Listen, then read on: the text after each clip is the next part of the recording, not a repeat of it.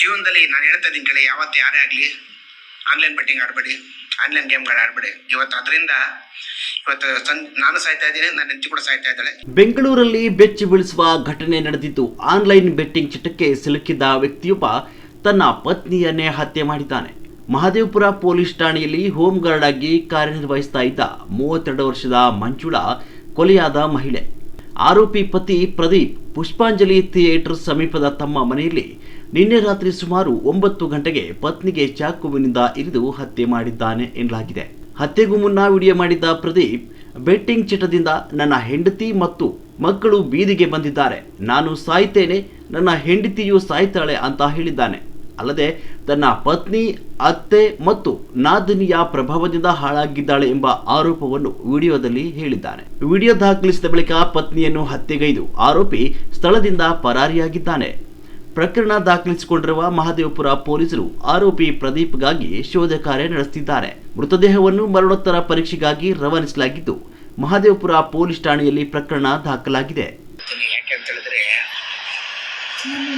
ಇವತ್ತು ನಾನು ಡಿಸೈಡ್ ಆದ್ಮೇಲೆ ಇನ್ನೇನು ಮಾಡೋಕ್ಕಲ್ಲ, ಸತ್ಯ ಸಾಯ್ಬೇಕು. ಯಾಕಂದ್ರೆ ಬದುಕಿದ್ದು ಅವಳನ್ನ ನಾನು ದೂರ ಮಾಡಿಕೊಂಡು ಅವಳನ್ನ ದೂರ ಇರೋಕ್ಕೆ ನನಗೆ ಇಷ್ಟ ಇಲ್ಲ. ಯಾಕಂದ್ರೆ ನನ್ನ ಹೆಂಡತಿ ನನಗೆ ಬೇಕು. ನಾನು ಅವಳ ಹತ್ರ ಇವತ್ತು ಅಷ್ಟೇ, ನನ್ನ ಬೆಳಿಗ್ಗೆ ನಮ್ಮ ಬಾಮೈದಂಗೂ ಅಷ್ಟೇ, ನಮ್ಮ ಮಾವಾಗೂ ಅಷ್ಟೇ ಫೋನ್ ಮಾಡಿ ಹೇಳಿದ್ದೀನಿ, ಈಗ ಮಾತಾಡಿ ಅಂತ. ಸಾಯಂಕಾಲ ಒಂದು 6 ಗಂಟೆಗೆ ಅವಳು ಕೆಲಸದಿಂದ ಬಂದೇ ಬರ್ತಾಳೆ. ಕೆಲಸಕ್ಕೆ ಏರ್ಪಡ ಮಟ್ಟ ಹಿಡಿದ್ಬಿಟ್ಟೆ, ಮಾಡ್ಕೊಂಡು ಬರಲೇಬೇಕು.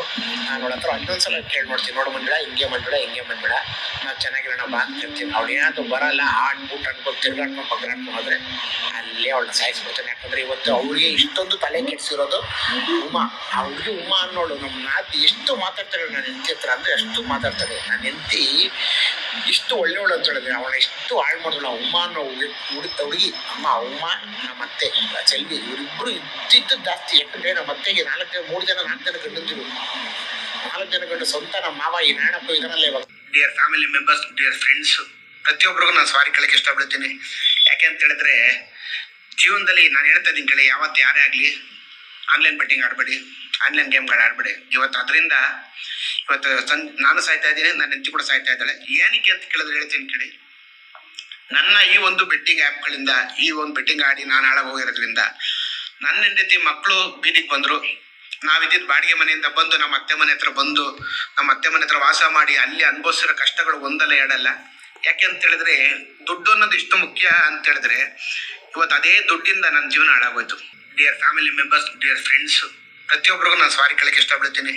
ಯಾಕೆ ಅಂತ ಹೇಳಿದ್ರೆ, ಜೀವನದಲ್ಲಿ ನಾನು ಹೇಳ್ತಾ ಇದ್ದೀನಿ ಕೇಳಿ, ಯಾವತ್ತು ಯಾರೇ ಆಗಲಿ ಆನ್ಲೈನ್ ಬೆಟ್ಟಿಂಗ್ ಆಡಬೇಡಿ, ಆನ್ಲೈನ್ ಗೇಮ್ಗಳು ಆಡಬೇಡಿ. ಇವತ್ತು ಅದರಿಂದ ನಾನು ಸಾಯ್ತಾ ಇದ್ದೀನಿ, ನನ್ನ ಹೆಂಡತಿ ಕೂಡ ಸಾಯ್ತಾ ಇದ್ದಾಳೆ. ಏನಕ್ಕೆ ಅಂತ ಕೇಳಿದ್ರೆ ಹೇಳ್ತೀನಿ ಕೇಳಿ, ನನ್ನ ಈ ಒಂದು ಬೆಟ್ಟಿಂಗ್ ಆ್ಯಪ್ಗಳಿಂದ, ಈ ಒಂದು ಬೆಟ್ಟಿಂಗ್ ಆಡಿ ನಾನು ಹಾಳಾಗಿ ಹೋಗಿರೋದ್ರಿಂದ ನನ್ನ ಹೆಂಡತಿ ಮಕ್ಕಳು ಬೀದಿಗೆ ಬಂದರು.